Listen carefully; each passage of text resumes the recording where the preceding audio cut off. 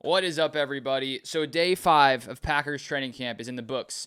So I want to go over a lot of the most important updates from today's practice. We'll touch on Marshon Lloyd getting hit by Nate Hobbs, seemingly injured. Clearly a problem there.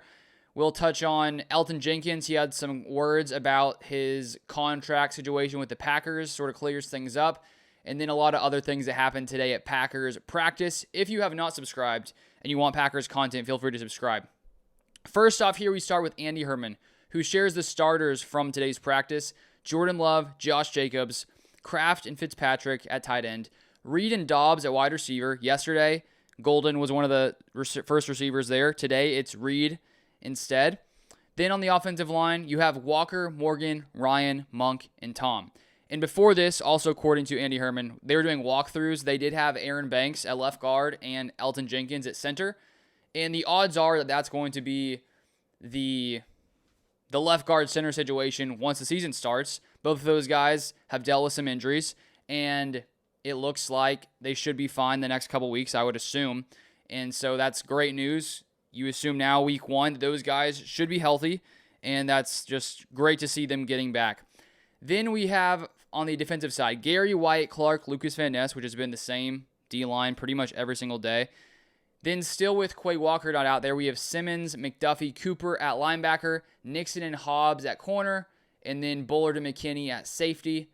And then it says Evan Williams was in very next play at safety. So it typically had been Williams-McKinney. There you have Bullard getting a start at safety.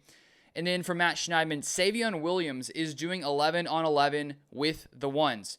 And so he dealt with a concussion a few days back, and now it looks like he is really progressing. He had done individual drills in the past couple days. I think that was yesterday.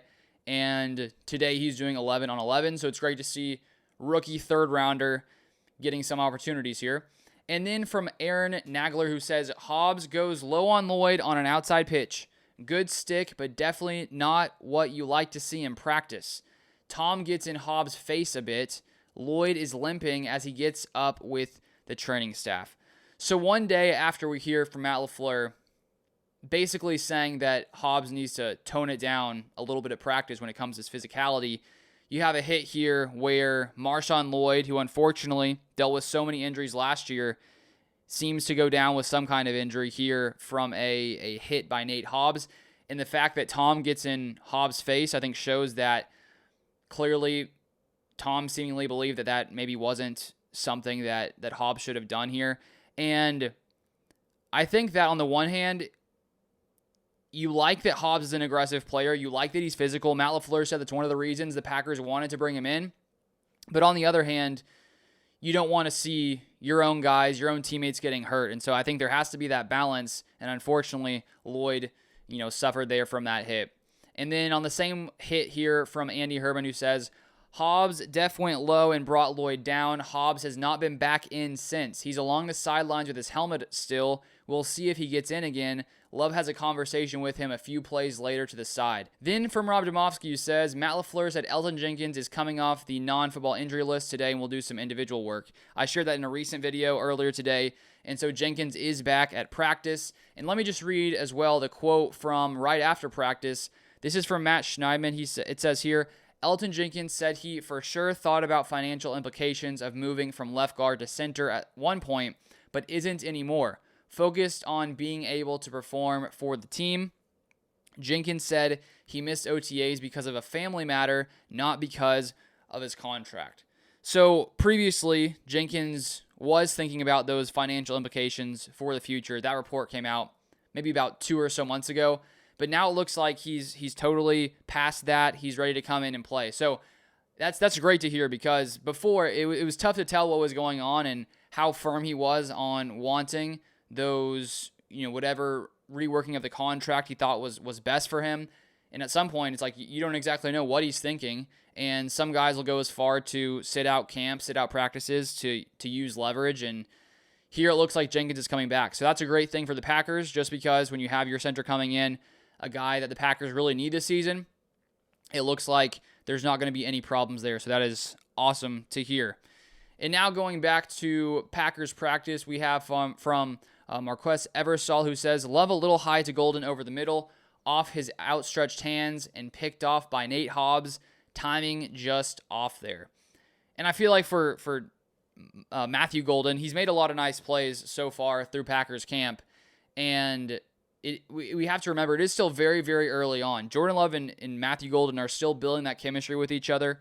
And so here it looks like Golden maybe just drops it a little bit. It seems like it was a pretty high ball from Love. And so there's going to be, things like this that happen throughout camp. And then picked off by Nate Hobbs. So Nate Hobbs seems to be flying around on defense. He is back in there after being out for a few plays. Again, not sure if it was because of the hit, but it sort of looks like that. But he's back in here.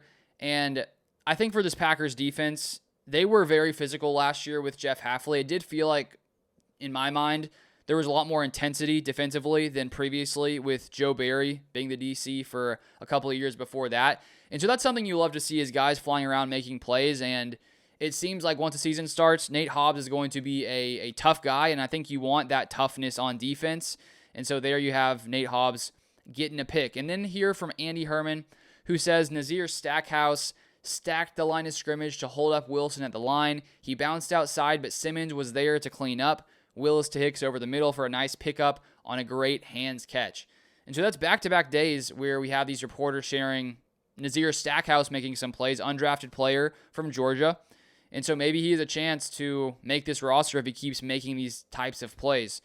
Then for Matt Schneidman, Brandon McManus now 21 for 21 after hitting from 38, 47, and 49. He's 6 of 6 today after going 9 of 9 on Friday and 6 of 6 last Wednesday. So he is just absolutely kicking base. Perfect so far at Packers camp, and he was nearly perfect during the regular season last year for the Packers. And it's just so nice to go into a season not having questions at the kicker position, which is something the Packers, had struggles with the past couple of years with Anders Carlson and then Narveson as well last year. Thankfully, they found a kicker that gave McManus that extension this offseason. And so it just feels good, not to have to go to sleep wondering, are the Packers going to actually have a consistent kicker? It looks like McManus is that guy. And then here from Wes Hodkwitz, Sam Brown Jr. has made a few catches with threes this week. I think it should say probably more catches with threes this week. Skies to get a ball from El Gersma and gets his feet down. So Sam Brown been making some plays. He played with Matthew Golden when they were at Houston together.